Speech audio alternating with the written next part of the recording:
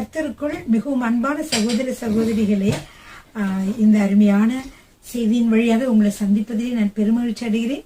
பிரியமானவர்களே, நாம் ஒவ்வொரு நாளும் சுகமாக்கும் செய்திகளை நாம் கேட்டுக்கொண்டு வருகிறோம். இந்த நாளிலும் கூட நமக்கு கர்த்தர் சுகமளிக்கிற தேவனாய் இருக்கிறார். அவருடைய ஆறுதலினாலே, அவருடைய சமாதானத்தினாலே அவர் நம்மை சுகமாக்க வல்லமையுள்ளவராக இருக்கிறார் என்ற பொருளை உடையதான இந்த செய்தியின் மூலமாக உங்களை சந்திப்பதிலே நான் பெருமகிழ்ச்சி அடைகிறேன். பிரியமானவர்களே, கர்த்தர் மிகவும் நல்லவராக இருக்கிறார். அவர் நம் ஆறுதலின் தேவனாக, சமாதானத்தின் தேவனாக இருக்கிறார். பிரியமானவர்களே, இந்த உலகத்திலே பல பேர் பார்த்தீங்கன்னா நோயினாலையும் அவர்கள் வேதனைப்பட்டு கொண்டிருக்கிற பொழுது, பிரியமானவர்களே, அவர்களுடைய மனதானது பாதிக்கப்படுகிறது. அவர்களுடைய சிந்தனையிலே அவர்கள் பாதிக்கப்படுகிறார்கள். பிரியமானவர்களே, அப்படி இருக்கிற இந்த காலகட்டத்திலும் கூட கர்த்தர் ஒருவரே நமக்கு சமாதானத்தை தர வல்லமையுள்ளவராக இருக்கிறார். நோய்களினாலும் மனம் வேதனைப்பட்டு கொண்டிருப்பார்கள், பிரச்சனையினாலும் மனம் வேதனைப்பட்டு கொண்டிருப்பார்கள். இந்த மனது பாதிக்கப்படுவதும் ஒரு நோய் தான். பிரியமானவர்கள், இது மிகவும் பயங்கரமான நோய் என்று உங்களுக்கு எல்லாம் தெரியும். அதுக்கு டிப்ரெஷன் சொல்லுவாங்க, நிறைய என்சைட்டின்னு சொல்லுவாங்க. பல பேர் காரணங்கள் சொல்றாங்க. இந்த மாதிரி சூழ்நிலைகளிலே நீங்கள் வாழ்ந்து கொண்டிருக்கிறீர்களா? உங்களுக்கு எப்பொழுது பார்த்தாலும் மனக்கவலைகள் மனதிலே நிறைந்திருக்கிறதா? சிந்தனையிலே நிறைந்திருக்கிறதா? கர்த்தர் உங்களை சுகமாக்க வல்லமையுள்ளவராக இருக்கிறார். பிரியமானவர்களே, ஹல்லேலூயா. மிகவும் அருமையான ஒரு பாடல். எப்பொழுதும் இந்த பாடல்கள் உங்களை அமைதிப்படுத்தும், உங்களை சாந்தப்படுத்தும், உங்களுக்கு சமாதானத்தை கொடுக்கும். ஹல்லேலூயா.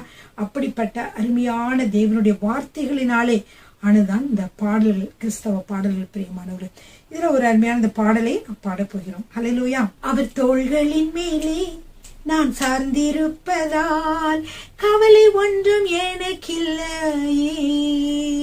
என் தேவைகள் எல்லாம் அவர் பார்த்து கொள்வதால் நான் கர்த்தருக்குள் மகிழ்ந்திருப்பேனே. அவர் வார்த்தையின் மேலே நான் சார்ந்திருப்பதால் கவலை ஒன்றும் எனக்கில்லையே.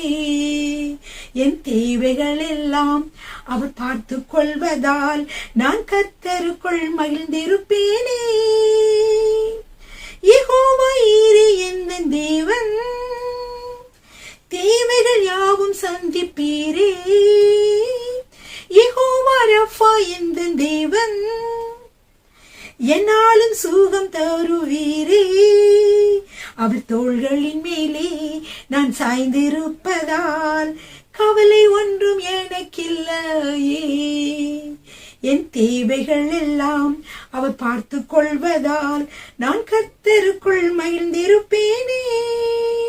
மரண இருளின் பள்ளத்தாக்கில் நடக்க நேர்ந்தாலும் என் அப்பா என்னோடு இருப்பதால் பயப்பட மாட்டேன். எனக்கு விரோதமாய் ஆயிரங்களும் 10,000 எழுந்தாலும் அஞ்சிட மாட்டேன். எனக்கு விரோதமாய் ஆயிரங்களும் 10,000 எழுந்தாலும் அஞ்சிட மாட்டேன். யெகோவா ஈரே எந்த தேவன், தேவைகள் யாவும் சந்திப்பீரே. யெகோவா ரஃபா எந்த தேவன், என்னாலும் சுகம் தருவீரே. அவர் தோள்களின் மேலே நான் சாய்ந்திருப்பதால் கவலை ஒன்றும் எனக்கில்லையே. என் தேவைகள் எல்லாம் அவர் பார்த்து கொள்வதால் நான் கர்த்தருக்குள் மகிழ்ந்திருப்பேனே.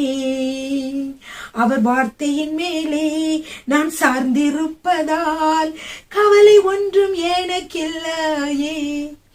என் தேவைகள் எல்லாம் அவர் பார்த்து கொள்வதால் நான் கர்த்தருக்குள் மகிழ்ந்திருப்பேனே. நெருக்கத்திலே கர்த்தரையே நோக்கி கூப்பிட்டேன், என்னை விசாலத்தில் கொண்டு மீட்டு கொண்டாரே. நெருக்கத்திலே கர்த்தரையே நோக்கி கூப்பிட்டேன், என்னை விசாலத்தில் கொண்டு மீட்டு கொண்டாரே. என் பட்சத்தில் கர்த்தர் இருப்பதினாலே ஒருபோதும் நான் அசைக்கப்படுவதில்லையே. என் பட்சத்தில் கர்த்தர் இருப்பதினாலே ஒருபோதும் நான் அசைக்கப்படுவதில்லையே. யெகோவா ஈரே எந்த தேவன், தேவைகள் தேவைகள் யாவும் சந்திப்பீரே. யெகோவா ரஃபா எந்த தேவன், என்னாலும் சுகம் தருவீரே. யெகோவா ஈரே எந்த தேவன், தேவைகள் யாவும் சந்திப்பீரே. யெகோவா ரஃபா எந்த தேவன், என்னாலும் சுகம் தருவீரே.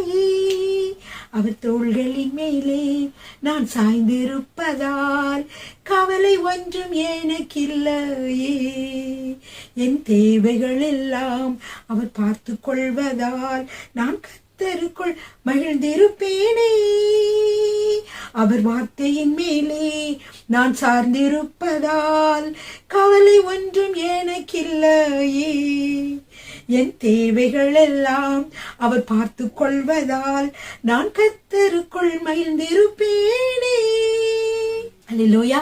ஆம் பிரியமானவர்களே, நாம் கர்த்தருடைய தோளின் மேலே சாய்ந்திருக்கிற பொழுது, அல்லேலூயா, அவருடைய வார்த்தையை நாம் சார்ந்திருக்கிற பொழுது கவலை ஒன்றும் நமக்கு இல்லை பிரியமானவர்களே. ஹல்லேலூயா. நம்முடைய தேவன் அப்படியாக நம்மை தேற்றக்கூடியவராக இருக்கிறார். ஹல்லேலூயா. சங்க பிரியமானவர்களே, எல்லோரும் உங்களுடைய வேதாகமத்தை எடுத்துக்கொள்ளுங்கள், நோட்டு புத்தகத்தை எடுத்துக்கொள்ளுங்கள், பேனாவை எடுத்துக்கொள்ளுங்கள். இந்த நாளிலும் கூட நாம் மனதிலே நாம் பாதிக்கப்படுகிற பொழுது, சமாதானத்தை இழக்கிற பொழுது, கவலைப்படுகிற பொழுது, நாம் எப்படியெல்லாம் கர்த்தர் நம்மை சுகமாக்கிறார், எந்தெந்த வழியெல்லாம் நாம் சுகமாக்க முடியும், சமாதானத்தை பெற்றுக்கொள்ள முடியும் என்று இந்த நாளில் கூட நாம் பார்க்க போகிறோம் பிரியமானவர்களே. சிலர் உங்களுக்கு தெரியும், சிற்றின்பங்களை தேடி, அதாவது சிகரெட், அப்புறம் குடி, மதுபானம், அப்புறம் போதை மருந்துகள் பலவற்றை தேடி நாடி அலைகிறார்கள்.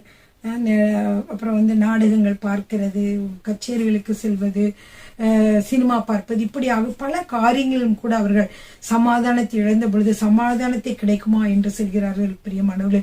ஆனால் நம்முடைய தேவன் சொல்லியிருக்கிறார், நான் என்னுடைய சமாதானத்தையே உங்களுக்கு வைத்து போகிறேன், அது உலகம் கொடுக்கிற பிரகாரமாக இல்லை என்று. அதாவது உலகம் கொடுக்கிற பிரகாரமாக இந்த சமாதானம், நான் கொடுக்கிற சமாதானம் இருக்க போவதில்லை. இந்த உலகம் கொடுக்கிற சமாதானம் அனைத்தும் எப்படி நிரந்தரமற்றது, அது நமக்கு சமாதானத்தை நம்மளுக்கு முழுவதுமாக கொடுப்பது கிடையாது. அந்த சிறிது நேரத்தில் தான் நீங்கள் அதை மறந்து இருக்கிறீர்களே தவிர திரும்பவுமாக அந்த கவலைகளும் பாரங்களும் உங்களை அழுத்த ஆரம்பித்து விடும் பிரியமானவர்களே. ஆனால் இயேசு என்ன சொல்லியிருக்கிறார் என்றால், என்னுடைய சமாதானத்தை உங்களுக்கு வைத்து போகிறேன், உலகம் கொடுக்கிற பிரகாரமாக அல்ல என்று சொல்லியிருக்கிறார் பிரியமானவர்களே. எனவே இந்த நாளிலும் நாம் சிந்திப்போமா, சமாதானத்திற்கான வழி என்ன என்ன என்று சொல்லி இந்த வேளையிலும், அதாவது நிரந்தரமான கர்த்தர் கொடுக்கக்கூடிய சமாதானத்தை நாம் பெற்றுக்கொள்வதற்கான வழிகளை நாம் இந்த வேளையில ஆராய போகிறோம் பிரியமானவர்களே. ஒரு முறை சில மிஷனரிகள் ஆதிவாசி மக்களிடத்திலே போய் சென்று அவர்களுக்கு சுவிசேஷத்தை சொல்லிக் கொண்டிருந்தார்கள். அப்பொழுது அவர்கள் நினைத்தார்கள், அவர்களுக்கு இந்த வேதாகமானது ஆங்கிலத்திலும் மற்ற மொழிகளிலும் உள்ளது, ஆனால் இவர்களுடைய மொழியிலே, ஆதிவாசிகளுடைய மொழியிலே இல்லையே. அவர்கள் வேதத்தை வாசிக்க முடிந்தால் அவர்கள் கர்த்தரோடு இன்னும் கூட அவர்கள் என்ன செய்யலாம், அவர்கள் நெருங்கி ஜீவிக்க ஏதுவாக இருக்குமே என்று சொல்லி அவர்கள் என்ன செய்தார்கள் என்றால், பார்த்தார்கள் அந்த ஆதிவாசி மக்களுடைய பாஷையிலே போதுமான மொழி வளம் கிடையாது. எனவே அதை முழுவதுமாக நாம் மொழிபெயர்க்க முடியாது வேதத்தை என்று சொல்லி அவர்கள் பார்த்தார்கள். அப்பொழுது அந்த மிஷனரி என்ன செய்தார், ஒரு ஆதிவாசியிடம் போய் இது விளக்கி சொல்லி கொண்டிருந்தார். இந்த சமாதானம் என்கிறது எப்படி உங்களுக்கு நான் சொல்லலாம் அப்படி சொல்லும் பொழுது என்ன சொன்னார்கள் என்றால், சமாதானம் என்று உங்களுடைய மொழியிலே ஏதாவது வார்த்தைகள் இருக்க, அதற்கு ஏற்ற தகுதியான வார்த்தைகள் உள்ளதா என்று கேட்ட பொழுது அதற்கு அவர் சொன்னார், சமாதானம் என்பதற்கு உட்கார பண்ணுதல் அல்லது அமர்ந்திருக்க பண்ணுதல் என்ற அர்த்தமாகிறது என்று அவர்கள் சொன்னார்கள். அப்பொழுதுதான் இவர் இந்த மிஷனரி நினைத்தாராம், இயேசு உங்களுடைய இருதயத்திற்குள்ளே வருகிற பொழுது உங்கள் இதயத்தில் இருக்கக்கூடிய கவலைகள், பொங்கிக் கொண்டிருக்கிற எல்லா பாரங்கள், கவலைகள் எல்லாவற்றையும் என்ன செய்ய போகிறார் இயேசு என்றால், அவர் வருகிற பொழுது உங்களை என்ன செய்ய போகிறார், உட்கார பண்ண போகிறார், அமர்ந்திருக்க பண்ண போகிறார் என்று என்ன செய்தார்கள், அவர்களுக்கு சொன்னார்கள் பிரியமானவர்கள். எனவே காற்றையும் கடலையும் அதட்டிய தேவன், ஹல்லேலூயா, நம்முடைய வாழ்க்கையிலும் நாம் செல்கிற பொழுது, நம்முடைய வாழ்க்கை படைகளை நாம் செல்கிற பொழுது என்ன செய்கிறார் என்றால், அவர் அமர்ந்து இருக்கிற பொழுது, நம் உள்ளத்திலே அமர்ந்து இருக்கிற பொழுது, வாழ்க்கை படையிலே நடுவிலே அவரை நீங்கள் கொண்டு வருகிற பொழுது அவர் என்ன செய்கிறார்? நம்மை அமர்ந்திருக்க பண்ணுகிறார். ஹல்லேலூயா. அவர் என்ன செய்கிறார்? இருதயத்தை அமைதலாக உட்கார பண்ணுகிறார். கொந்தளிப்பே கிடையாது, பல அலைமோதுகிற எண்ணங்கள் கிடையாது. இதுதான் பிரியமானவர்களே சமாதானம் என்பது. எனவே இந்த சமாதானத்தை நாம் எப்படி பெற்றுக்கொள்கிறோம் என்று சொல்லி பார்க்கிற பொழுது யோவான் 16வது அதிகாரம் 33வது வசனம், என்னிடத்தில் உங்களுக்கு சமாதானம் உண்டாயிருக்கும் பொருட்டு இவைகளை உங்களுக்கு சொன்னேன். உலகத்தில் உங்களுக்கு உபத்திரவம் உண்டு, ஆனாலும் திடன் கொள்ளுங்கள், நான் உலகத்தை ஜெயித்தேன் என்றார். பிரியமானவர்களே, என்னிடத்தில் உங்களுக்கு இங்கே என்றால் யாருக்கு சொல்லப்பட்டிருக்கிறது? இயேசு சொல்கிறார். இயேசுவிடத்திலே சமாதானம் நமக்கு உண்டாயிருக்கும் பொருட்டாக இவைகளை சொல்லி இருக்கிறார். உலகத்திலே உபத்திரவங்கள் அதிகமாக இருந்தாலும் கூட நீங்கள் திடன் கொள்ளுங்கள், நான் இந்த உலகத்தை ஜெயித்தேன், இந்த உபத்திரவத்தையெல்லாம் வென்று விட்டேன், மரணத்தையும் ஜெயித்து விட்டேன், எவ்வளவு கஷ்டங்களையும் நான் தாண்டி விட்டேன், எவ்வளவு பாடுகளையும் நான் தாண்டி விட்டேன். எனவே எத்தனை உபத்திரவங்கள் இருந்தாலும் எல்லாவற்றையும் நான் தாண்டியது போலவே நீங்களும் உலகத்தை ஜெயிக்க முடியும் என்று இயேசு என்ன சொன்னார்? அன்று சீசர்களை பார்த்து சொன்னார். பிரியமானவர்களே, எனவே இந்த சமாதானத்தை கொண்டு வருகிறவர் யாராக இருக்கிறார்? இயேசுவாகவே இருக்கிறார். பிரியமானவர்களே, அதான் நம்ம இந்த வசனத்திலே வாசிக்கிறோம். ஆதியாகமம் 49:10 பார்த்தீர்கள் என்றால் சமாதான பிரபு என்று சொல்கிறார். உங்களுக்கு எல்லாம் தெரியும் இல்லையா? சமாதான பிரபுவாக இயேசு குழந்தையாக வந்தார் சொல்லி சமாதான பிரபு. இது ஏசாயா 9வது அதிகாரம் 6வது வசனத்திலே காணப்படுகிறது. அடுத்ததாக பாத்தீங்கன்னா மீகா என்ற தீர்க்கதரிசி, அவருக்கு சமாதான காரணர், சமாதானம் வருவதற்கு காரணராக இருக்கிறவர் அவர்தான் என்று சொல்லி அவருக்கு மீகா 5ஆம் அதிகாரம் 5வது வசனத்தில் அவர் சொல்லுகிறார். அடுத்ததாக பார்த்தீர்கள் என்றால் பவுல் நமக்கு இயேசுவை எப்படி அறிமுகப்படுத்துகிறார்?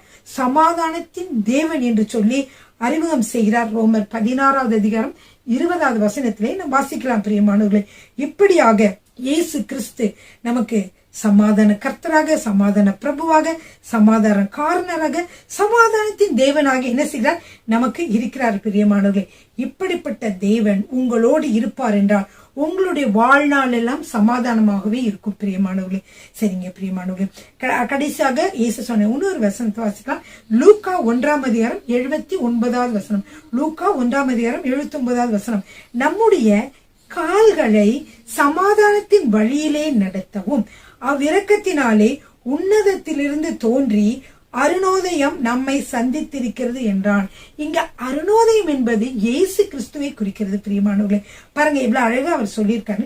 நம்முடைய கால்களை சமாதானத்தின் வழியிலே நடத்தவும் அந்த இரக்கத்தினாலே, இயேசு நம் மீது கொண்ட தேவாதி தேவன் நம் மீது கொண்ட இரக்கத்தினாலே உன்னதத்தில் இருந்து தோன்றி அருணோதயம் நம்மை சந்தித்திருக்கிறது என்றான்.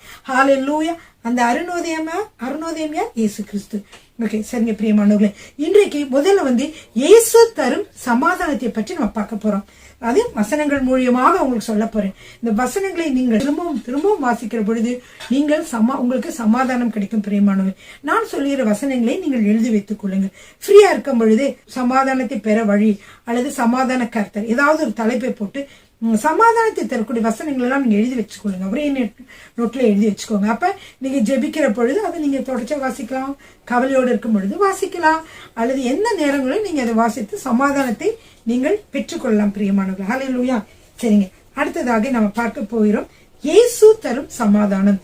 எடுத்துக்கொள்வோமா? என்னாகமம் 6:26, கர்த்தர் தம்முடைய முகத்தை உன்மேல் பிரசன்னமாக்கி உனக்கு சமாதானம் கட்டளையிட கடவர். பிரியமானவர்களே, சமாதானத்தை பத்திங்கன்னா போலியாக சொல்லுவாங்க. இது சமாதானம், இது சாப்பிட்டா இதெல்லாம் நீங்க இந்த சில போதைப் பொருளுக்கு நீங்க இது பண்ணீங்க உங்களுக்கு சமாதானம், மனதுல சந்தோஷம் கிடைக்கும், பீஸ் கிடைக்கும் அப்படின்னு சொல்லுவாங்க. போதைப் பொருட்களுக்கு அடிமையான அப்ப உங்களுக்கு சமாதானம் கிடைக்கும்னு சொல்லுவாங்க. மதுபானத்திற்கு அடிமையான அதெல்லாம் சொல்லுவாங்க. இதெல்லாம் சாப்பிட்டா உனக்கு சமாதானம் ஆயிரும், நீங்க இப்படி எல்லாரோட சந்தோஷமா பேசிட்டு இருந்தா சமாதானம் கிடைக்கும். இப்படியெல்லாம் பலவிதமான வெளிப்பூச்சாக போலியான சமாதானத்தை பற்றி உலகத்தார் சொல்லிக் கொண்டிருக்கிறார்கள். அதை பற்றி வேதம் என்ன சொல்லுகிறது தெரியுமா? சமாதானம் வசனம் சொல்றேன். 1 தெசலோனிக்கேயருக்கு எழுதின நிருபம் 5ஆம் அதிகாரம் 3வது வசனம், சமாதானமும் சௌக்கியமும் உண்டென்று அவர்கள் சொல்லும் போது கர்ப்பவதியானவளுக்கு வேதனை வருகிறது போலவே அழிவு சடிதியாய் அவர்கள் மேல் வரும், அவர்கள் தப்பி போவதில்லை. எனவே பொய்யாக உனக்கு இதுல சமாதானம் கிடைக்கும், அதுல சமாதானம் கிடைக்கும் என்று போலியான சமாதானத்தை சொல்லுகிற மக்களை நீங்க போய் பார்த்து கொண்டு இருக்கிற பொழுது, அவர்களோடு இருக்கிற பொழுது அவர்கள் சொல்லுகிறதெல்லாம் எப்படி இருக்கும்? சடுதியாக அழிவு அவர்கள் மேல் வரும் என்று சொல்லி வசனம் சொல்லுது. அப்படின்னா என்ன? உங்களுக்கு அது எல்லாமே போலியானது, சமாதானம் போலியானது. ஆனா நீங்க தீய வழியிலே அதை தேடி நீங்க முயற்சிப்பதனாலே நீங்கள் தண்டனைக்கு தப்ப முடியாது, பிரச்சனைகள் உங்கள் வாழ்க்கையிலே வரும் என்று சொல்லி பொருள். பிரியமானவர்களே, சரிங்க. அடுத்து பாருங்க, இந்த சமாதானமற்ற உலகத்துல ஒரே ஒருவர் தான் உங்களுக்கு சமாதானத்தை தர முடியும். எத்தனையோ வழிகள் நான் சொன்னேன், அது எதுவுமே உங்களுக்கு முழுமையான ஒரு சமாதானத்தை கொடுக்க முடியாது. எனவே அந்த சமாதானம் யார்? அவர்தான் இயேசு கிறிஸ்து. பிரியமானவர்களே, இயேசு பிறந்த பொழுது பாத்தீங்கன்னா, அதாவது பரமசேனை அப்படின்னா ஏஞ்சல்ஸ் எல்லாம், தூதரெல்லாம் தோன்றி என்ன சொன்னாங்க? உன்னதத்தில் இருக்கிற தேவனுக்கு மகிமையும், பூமியிலே சமாதானமும், மனுஷர் மேல் பிரியமும் உண்டாவதாக என்று சொல்லி துதித்தார்கள். அவன் பிரியமானவர்களே, உன்னதத்தில் இருக்கிற தேவனுக்கு மகிமை, அது மட்டும் இல்ல, சமாதானமே இல்லாம இருக்கிற இந்த பூமியிலே சமாதானம், அதே போல மனுஷர் மேல் தேவனுக்கு பிரியமும் உண்டாவதாக என்று சொல்லி துதித்தார்கள். பிரியமானவர்கள், அப்படியே என்ன இது இப்ப வரப்போகுது, அப்படிதான் வரப்போகுது. இயேசு கிறிஸ்து பிறந்தார். அந்த சூழ்நிலை சொன்னாங்க, அவர் பிறந்த பொழுது அவர் வார்த்தைகளினாலே மக்களுக்கு சமாதானத்தையும் சந்தோஷத்தையும் கொடுக்கக்கூடிய வார்த்தைகளை பேசினார். அது மட்டுமல்ல, அவர் நமக்காக மரித்து நமக்காக உயிரோடு எழுதி என்ன செய்தார்? அவர் அவருடைய சமாதானத்தை நமக்காக வைத்து விட்டு போனார். ஹல்லேலூயா. சரிங்க பிரியமானவர்களே, பாருங்க, மத்தேயு 11:28 இயேசு சொன்ன வார்த்தைகளை பார்க்கிறோம். வருத்தப்பட்டு பாரம் சுமக்கிறவர்களே, நீங்கள் எல்லோரும் என்னிடத்தில் வாருங்கள், நான் உங்களுக்கு இளைப்பாறுதல் தருவேன் என்று சொன்னார். ஆம் பிரியமானவர்களே, நீங்கள் சமாதானத்தை இழப்பதற்கு ஆயிரம் வழிகள் இருக்கிற இந்த உலகத்துல. சின்னதா ஒரு வார்த்தை சொல்லியிருப்பாங்க, அது பார்த்து கொதிச்சு இன்னொரு நபர் உங்க குடும்பத்திலே கோபப்பட்டார் என்றால் கொஞ்ச நேரத்துல என்ன ஆயிரும்? உங்க குடும்பத்துல இருக்கக்கூடிய சமாதானம் கெட்டு போயிடும். ஒருவர் ஒரு சாராருக்கு பரிந்து பேசுவாங்க, இன்னொரு சாராருக்கு பரிந்து பேசுவாங்க. இப்ப 2 பேருக்காகவும் ஒரு டீமா எல்லாரும் இது செய்யாத என்ன ஆயிடுவாங்க? சமாதானம் குலைந்து விடும். எனவே இது மாதிரி நீங்க வேலை பார்க்கிற இடங்களிலும் நடக்கலாம், நண்பர்களிடையும் நடக்கலாம் இல்லையா? அல்லது நீங்க தவறான வழியில நடக்கிற பொழுதும் அதனாலும் நீங்க சமாதானத்தை இழந்து விடலாம். இப்படி சமாதானத்தை இழப்பதற்கு ஆயிரம் வழிகள் இருந்தாலும் அதை பெற்றுக்கொள்வதற்கு முக்கியமான ஒரே ஒரு வழிதான், அது இயேசு கிறிஸ்து தான். பிரியமானவர்களே, அவரை நீங்கள் பெற்றுக்கொள்கிற பொழுது, இயேசுவை நீங்கள் ஏற்றுக்கொள்கிற பொழுது நீங்கள் என்ன ஆகிறீர்கள் என்றால் கர்த்தருடைய பிள்ளையாக மாறுகிறீர்கள். அவர் இயேசுவை சொந்த இரட்சகராக ஏற்றுக்கொண்டு அவருடைய பிள்ளைகளாகும் பொழுது நீங்கள் தெய்வீக சமாதானத்தினாலும் சந்தோஷத்தினாலும் அவர் உங்களை நிரப்புகிறவராக இருக்கிறார். ஹல்லேலூயா. சரி, அதுக்கப்புறம் பிரியமானவர்களே, கிறிஸ்துவண்டை நீங்கள் வந்த பிறகு பாவம் உங்களை அணுகாமல் பார்த்துக் கொள்ளுங்கள். ஏனென்றால் இந்த வசனம் சொல்லுகிறது, துன்மார்க்க ஒருபோதும் சமாதானத்தை பெறுவதில்லை. ஏசாயா 57:21. துன்மார்க்கர் ஒருபோதும் சமாதானத்தை பெறுவதில்லை. எனவே நீங்கள் பாவம் செய்கிற பொழுது என்ன நடக்கிறது என்றால், நீங்க உங்களுடைய சமாதானத்தை நீங்கள் பெற்றுக்கொள்ள முடியாமல் போய்விடுகிறது. அது மட்டுமல்ல, உடனே நீங்கள் என்ன செய்ய வேண்டும்? இயேசுவிடம் வந்துவிட வேண்டும். உங்கள் மனதிலே இந்த பாவத்தை இதனால் கவலைகளோ பாரங்களோ மன நிம்மதியோ நீங்கள் இழந்திருந்தால் நீங்கள் என்ன செய்ய வேண்டும்? இயேசுவிடம் வந்துவிட வேண்டும். உங்களுடைய மனசாட்சி பாதிக்கிறது என்றால் என்ன செய்ய வேண்டும்? உடனடியாக சிலுவை அன்றைக்கு வந்து விடுங்கள், அவரிடம் அறிக்கையிடுங்கள். அவராலே மன்னிக்க முடியாத பாவங்கள் எதுவும் இல்லை பிரியமானவர்களே. எனவே நீங்கள் கர்த்தரிடத்திலே வந்து அவரிடம் நீங்கள் அறிக்கையிடுகிற பொழுது என்னவாகிறது என்றால் நீங்கள் சமாதானத்தை பெற்றுக்கொள்கிறீர்கள். பாருங்க, ஏசாயா 53:5 வாசிக்கிறோம், சமாதானத்தை உண்டு பண்ணும் ஆக்கினை அவர் மேல் வந்தது, அவருடைய தழும்புகளாலே நாம் சுகமாகிறோம் என்று வசனம் இருக்கும்.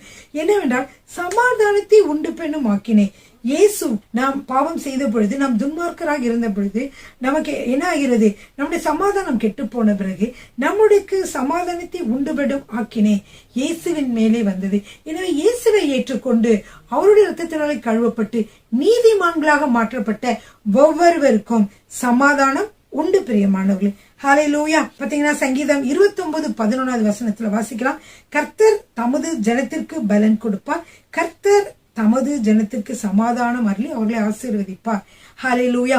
இந்த வார்த்தைகள் எல்லாம் நீங்க சொல்லி என்ன செய்யலாம்? விசுவாசமாக அறிக்கையிடலாம். இயேசு சொன்னார், யோவான் 14:1 முதல் வசனத்திலே, உங்கள் இருதயம் கலங்காதிருப்பதாக தேவனிடத்தில் விசுவாசமாயிருங்கள், என்னிடத்திலும் விசுவாசமாயிருங்கள். அடுத்து 14வது அதே அதிகாரத்துல பிரியமானவர்களே 27, சமாதானத்தை உங்களுக்கு வைத்து போகிறேன், என்னுடைய சமாதானத்தை உங்களுக்கு கொடுக்கிறேன். உலகம் கொடுக்கிற பிரகாரம் நான் உங்களுக்கு கொடுக்கிறதில்லை. உங்கள் இருதயம் கலங்காமலும் பயப்படாமலும் இருப்பதாக என்று ஆண்டவர் சொல்கிறார். அது மட்டும் இல்ல, 14வது அதிகாரம் 26வது வசனத்திலே, என் நாமத்தினாலே பிதா அனுப்ப போகிற பரிசுத்த ஆவியாகிய தேற்றரவாளனே எல்லாவற்றையும் உங்களுக்கு போதித்து நான் உங்களுக்கு சொன்ன எல்லாவற்றையும் உங்களுக்கு நினைப்பூட்டுவார் அப்படின்னு சொல்றாரு. சமாதானத்தை, என்னுடைய சமாதானத்தை உங்களுக்கு வைத்து விட்டு போகிறேன் என்று சொன்னார். பிரியமானவர்களே, ஹல்லேலூயா. சரிங்க, அடுத்ததாக நம்ம என்ன பார்க்க போகிறோம் என்றால், வேதத்தின் மூலம் சமாதானம். இயேசு கிறிஸ்து உங்களுக்கு சமாதான கர்த்தராக, சமாதான பிரபுவாக, சமாதானத்தை அவர் கொடுக்கிறவராக இருக்கிறார். அது மட்டுமல்ல, கர்த்தர் இயேசு கிறிஸ்து தான் என்ன இருக்கிறாரு, அவர் வார்த்தையாக இருக்கிறார். அதாவது வேத வார்த்தையின் மூலமாக என்ன உண்டு, நமக்கு சமாதானம் உண்டு. பிரியமானவர்களே, சங்கீதம் 119 165வது வசனம், உம்முடைய வேதத்தை நேசிக்கிறவர்களுக்கு மிகுந்த சமாதானம் உண்டு, அவர்களுக்கு இடரல் இல்லை. மிகுந்த சமாதானம் யாருக்கு? உம்முடைய வேதத்தை நேசிக்கிறவர்களுக்கு. அப்போ அந்த வேதத்தை நேசித்து அந்த வேதத்தை வாசிக்கிற ஒவ்வொருவருக்கும் மிகுந்த சமாதானம் உண்டு. பிரியமானவர்கள், ஹல்லேலூயா. அவர்களுக்கு இடரலே இல்லை, எந்த விதத்திலும் அவர்களுக்கு இடரலே இல்லை. ஏனென்றால் கர்த்தருடைய வசனம் அவ்வளவு முக்கியமானதாக, அவ்வளவு ஜீவன் உள்ளதாக இருக்கிறது. ஹல்லேலூயா. பாருங்க, யோவான் 6ஆம் அதிகாரம் 63வது வசனம், கர்த்தர் மனுக்குலத்துக்கு அருளிய மாபெரும் பொக்கிஷம் வேத புத்தகமாகும். வேத புத்தகத்தில் உள்ள ஒவ்வொரு எழுத்துக்களும் ஆவியும் ஜீவனுமாய் இருக்கிறது. வசிக்கலாமா? 6:63, ஆவியே உயிர்ப்பிக்கிறது, மாம்சமானது ஒன்றுக்கும் உதவாது. நான் உங்களுக்கு சொல்லுகிற வசனங்கள் ஆவியாயும் ஜீவனாயும் இருக்கிறது. ஹல்லேலூயா. நான் சொல்லுகிற வசனங்கள் எப்படி இருக்குன்னா, உங்களுடைய சரீரத்திற்கு ஆவியாயும் அது ஜீவனாகவும் இருக்கிறது என்று சொல்லி நாம் பார்க்கிறோம். பிரியமானவர்களே, எனவே கர்த்தருடைய வசனமானது யோவான் 6ஆம் அதிகாரம் 63 சொல்லப்பட்டபடி எப்படி இருக்கிறதா, ஆவியும் ஜீவனுமாக உள்ளது. பிரியமானவர்களே, ஹல்லேலூயா. எனவே கர்த்தருக்கும் அவருடைய வார்த்தைகளுக்கும் வேதத்திற்கும் முக்கியத்துவம் கொடுக்கிற ஒவ்வொருவரும் எப்படி இருப்பார்கள் என்றால், தெய்வீக சமாதானத்தினாலே, இந்த உலகம் தரக்கூடாத ஒரு சமாதானத்தினாலே அவர்கள் நிரம்பி இருப்பார்கள். பிரியமானவர்களே, ஹல்லேலூயா. சரிங்க, தாவீது கூட பாத்தீங்கன்னா வேதத்தை மிகவும் நேசித்தார், அதை சுவையுள்ளதாகவும் ருசியுள்ளதாகவும் கண்டார். 119வது சங்கீதத்தை எடுத்து வாசிப்பீர்கள் என்றால் அதிலே காணப்படுகிற எல்லா வசனங்களுமே 100க்கும் அதிகமான வசனங்கள் அதில் இருக்கும். 150க்கும் அதிகமான வசனங்கள் இருக்குது. ஒவ்வொரு வசனங்கள் வழியாகவும் அவர் என்ன சொல்லுகிறார் என்றால், வேதத்தினுடைய முக்கியத்துவம், வேதம் எப்படிப்பட்டது, அவருடைய பிரமாணம் எப்படிப்பட்டது, அவருடைய கட்டளைகள் எப்படிப்பட்டது அப்படின்னு சொல்ற. கட்டளைகள், பிரமாணம் எல்லாமே வேதத்தையே குறிக்கிறது. பிரியமானவர்களே, ஹல்லேலூயா. அதனாலதான் அவர் ரொம்ப வேதத்தை வாசிக்கிற பொழுது வேதத்தை பற்றி அவர் ரொம்ப சுவையுள்ளதாகவும் ருசியுள்ளதாகவும் கண்டார். அதனாலதான் அவர் சொல்லுகிறார், சங்கீதம் 19:10, தேனிலும் தேன் கூட்டிலிருந்து ஒழுகும் தெளி தேனிலும் மதுரம் உள்ளதா இருக்கிறது. தேனை விட, தேன் தான் ரொம்ப இனிமையானது இல்லையா, அந்த உலக டேஸ்ட் பார்க்கும்போது, அந்த தேனை விட அந்த தேன் கூட்டிலிருந்து ஒழுகக்கூடிய தெளி தேனிலும் மதுரம் உள்ளதாக எது இருக்கிறான், கர்த்தருடைய வார்த்தைகள், வேதம் அப்படி இருக்கிறது என்று சொல்லுகிறார். பிரியமானவர்களே, எனவே அது மட்டும் இல்ல, 119ஆம் சங்கீதம் 72வது வசனத்திலையும், அநேகமாயிரம் பொன்வெளியை பார்க்கிறோம் நீர் விளம்பின வேதமே எனக்கு நலம் என்று அவர் சொல்லுகிறார். பிரியமானவர்களே, எனவே அது மட்டும் இல்ல, உங்களுக்கு தெரியும், சங்கீதம் 1ஆம் அதிகாரத்துல 2:3 இருந்து வாசித்தீங்கன்னா, சங்கீதம் 1:2-3 வசனங்கள், கர்த்தருடைய வேதத்தில் பிரியமாயிருந்து இரவும் பகலும் அவருடைய வேதத்திலே தியானமாயிருக்கிற மனுஷன் பாக்கியவான். அவன் நீர்க்கால்களின் ஓரமாய் நடப்பட்டு தன் காலத்தில் தன் கனியை தந்து இலை உதிராதிருக்கிற மரத்தை போல் இருப்பான். அவன் செய்வதெல்லாம் வாய்க்கும். பாருங்க பிரியமானவர்களே, எவ்வளவோ அலுவலகங்கள், அரசாங்க அலுவல்கள் எவ்வளவோ இருந்தது. தாவீது அரசருக்கு பகைவர்களுக்கு பயந்து பயந்து ஓடி போய் அங்கெங்கேயும் ஒளிஞ்சிட்டு இருந்தாரு. அந்த சவுலுக்கு தப்பிக்க, மற்ற பகைவர்களுக்கெல்லாம் தப்பிக்க ஒளிந்து கொண்டிருந்தார். அரசரான பிறகு கூட அவருக்கு நிறைய அலுவல்கள் இருந்தது. இப்படிப்பட்ட எல்லா சூழ்நிலைகள் இருந்தாலும் அவர் வேதத்தை தியானிக்க அவர் மறக்கவே இல்லை. பிரியமானவர்கள், அவர் எப்பொழுதும் பாடல்களை பாடி கர்த்தரை துதித்துக் கொண்டிருந்தார். வேதத்திலே அவர் மன மகிழ்ச்சியா இருந்தார். அதனாலதான் அந்த வசனம் சொல்லுகிறது, சங்கீதம் 119:23 எடுத்து வாசிக்கிற பொழுது பாருங்க, பிரபுக்களும் உட்கார்ந்து எனக்கு விரோதமாய் பேசிக் கொள்கிறார்கள். ஒரு ராஜா இருந்தா எப்படி இருப்பாரு? அவரு சந்தோஷமா இருப்பாரு. அவருக்கு நேரத்திற்கு சாப்பாடு, விருந்துகள், அவரை பார்க்க நிறைய பேர் வருவார்கள், எல்லாம் இருப்பாங்க. பிரபுக்களுக்கெல்லாம் இது பண்ணுவாங்க. பல அலுவல்கள் இருக்கும். அப்படிப்பட்ட அலுவல் இருந்தால் கூட இந்த பிரபுக்கள் எல்லாம் கூடி எனக்கு விரோதமா பேசிக் கொள்கிறார்கள். ஆனா நான் எப்படி இருக்கிறேன்? உமது அடியேனோ உமது பிரமாணங்களை தியானிக்கிறேன். பாருங்க எவ்வளவு ஒரு அருமையான ஒரு பக்தராக இந்த தாவீது இருந்தார் என்று சொல்லி, அப்படிப்பட்டவராக இருந்தார்.